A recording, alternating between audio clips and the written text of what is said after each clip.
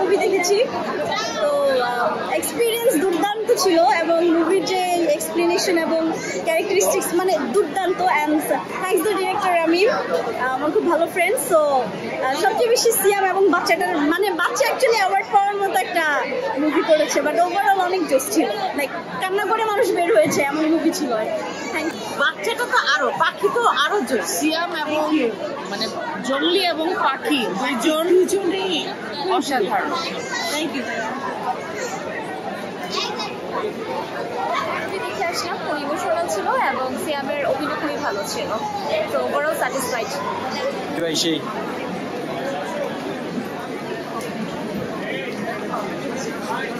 কেমন লাগলো?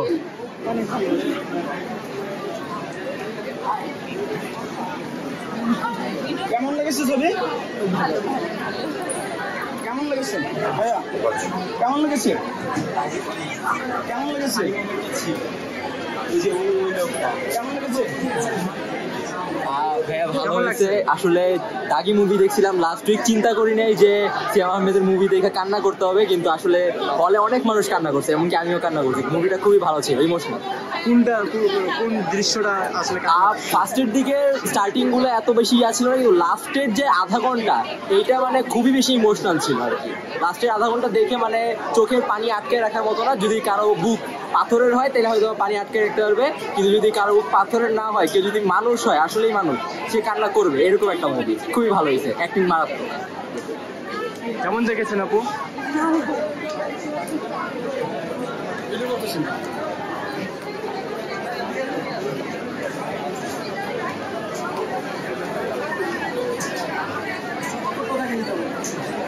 ভাইয়া কেমন লাগছে? কি সিনেমা দেখলেন? জঙ্গলি কেমন দেখলেন? এটা কোন চ্যানেল জানতে হবে। Excellent movie.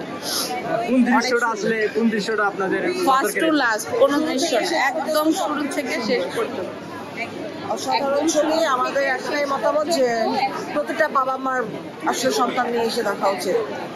খুবই সুন্দর। একদম